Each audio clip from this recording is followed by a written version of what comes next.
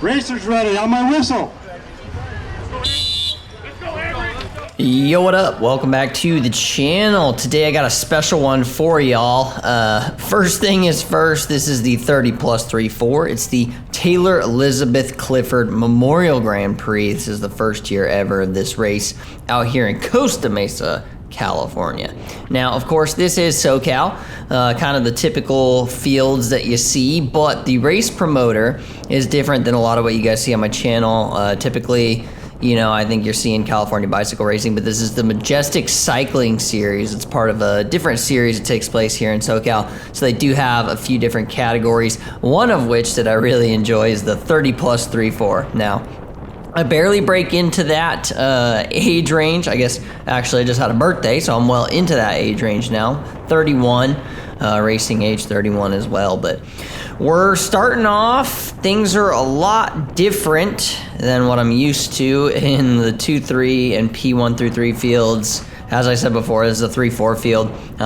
Very new to me. So there are a few familiar faces here, but other than like maybe 2 guys, 3 guys, I don't know anybody. So I guess it's just things are going to be raced a lot differently than what I'm used to, and it kind of throws me through a loop a few times here and is a source of honestly a lot of frustration. I end up doing a lot of work in this race, but I think it was okay in the end. Maybe I'd have had a little more gas if I hadn't done 40-20s the day before, but dog, this ain't my A race. We are training for the big stuff here in a couple months, so getting up to speed, gaining some fitness, no excuses on the day today.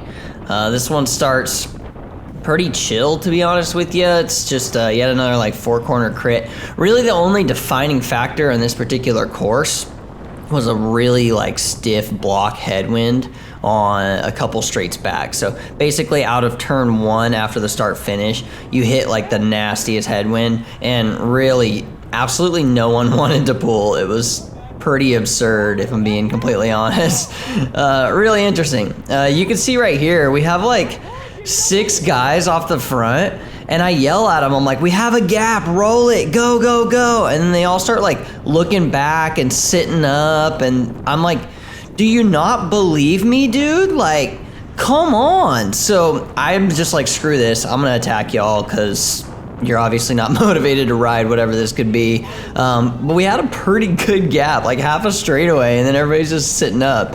So anyway, my boy Spencer has ridden away from this field a couple times, so today I'm feeling like maybe that's what's on the agenda, just because you could see the motivation levels of the field. Well, I was wrong. It seemed like anytime I would even breathe, you know, I'd be like rolling up the left side, just moving up, and I'd hear people in the back screaming, left side, left side, left side. I'm like, dude, I am not going anywhere. I'm taking a drink of my bottle. I'm like blowing my nose out here, spitting, I don't know, like anything but attacking you. It was just weird chaos, man. People were like super responsive to like the slightest thing, and they were on edge. And one thing I noticed right here in the block headwind, just like I was talking, when everybody would sit up, everybody was extremely scared to take the front. And I'm thinking that this I think it might just be a like result of people more scared of their fitness in this field and not wanting to actually get like dropped or blown up. Whereas in the 2-3, like everybody, you know, in Pro 1 through 3, everybody's just like, you know, whatever. If it's your turn, you get shifted to the front and you just roll a turn and like kind of get yourself off of there. It's not going to kill you to do 240 watts for, you know, half a straightaway if you have to, especially like 3 or 4 minutes into a race. So anyway, a lot of weird dynamics, a lot of silly things. Check out this sick rear cam action for a second.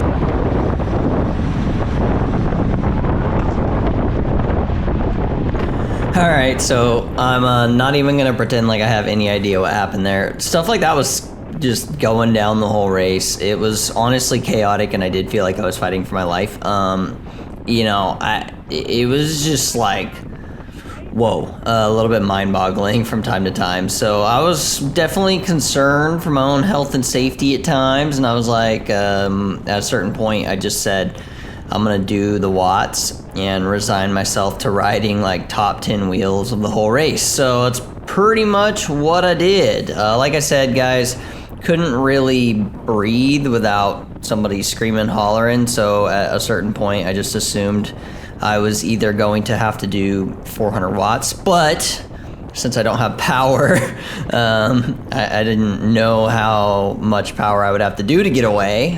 So I kind of also wasn't really super encouraged to do that. I don't know.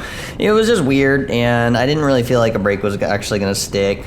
At one point, there was a go fast rider up the road, and then there was like a go fast rider just sitting on the front, pedaling maybe 200 watts, and everybody was sitting behind him. I just rolled to the front, and I was like, you know, he has a teammate up the road, right? And then I like counterattacked the dude on the front. It was just like so silly, but you know, that's just bike racing, stuff happens like that. So there's really not much that happens. There was no like real established threatening breakaways in my opinion throughout pretty much the whole race, and I think that just comes from like the slinky effect of like a Cat 3-4 race, and as soon as somebody stomps pedals, everybody's like, oh my god, and then goes crazy to go catch whoever just jumped, instead of being like, maybe that's not threatening, there's 35 minutes to go, you know, it's one rider, it's, you know, not somebody necessarily that you've seen riding before, you know, their gap's not getting any larger. Also, Cat 3-4 field, I don't know that everybody is on the same page when it comes to letting a rider dangle like 10 seconds off of the front to just exhaust themselves. So that's one less person that you have to worry about.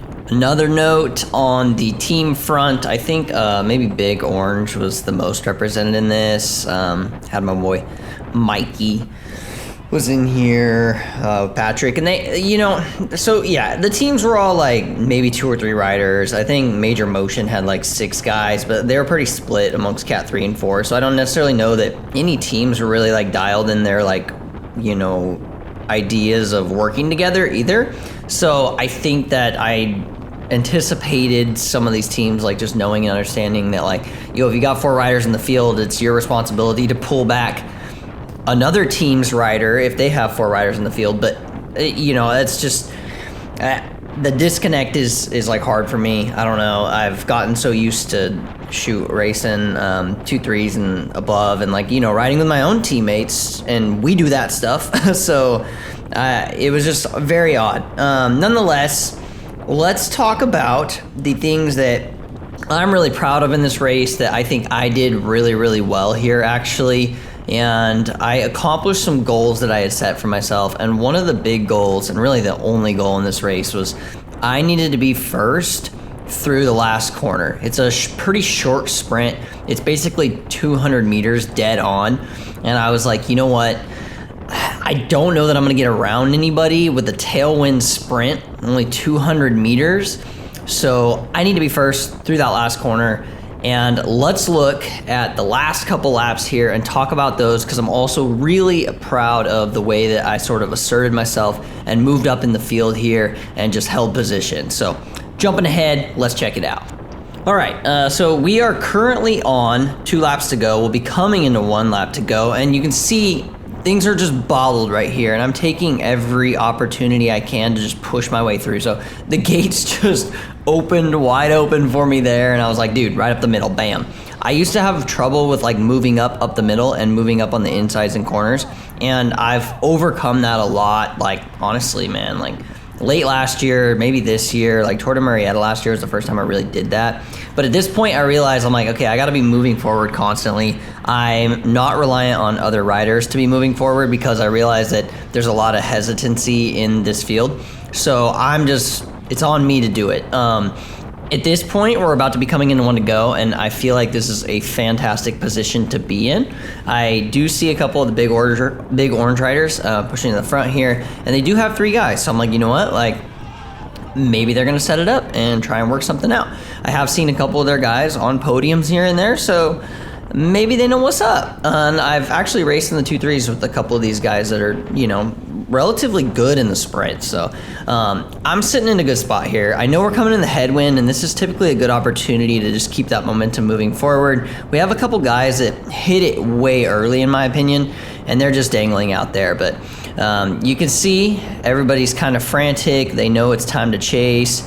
I'm not too worried about those guys because they're very, very much in sight. And I do know that we're like pretty strung out here accelerating. So if I need to just jump the group and go, I can and try and get across to those riders that are dangling. So we're hauling butt here. Like I said, you've got the big orange guys. They're up here. We're doing 27 into the block headwind. My heart rate's climbing.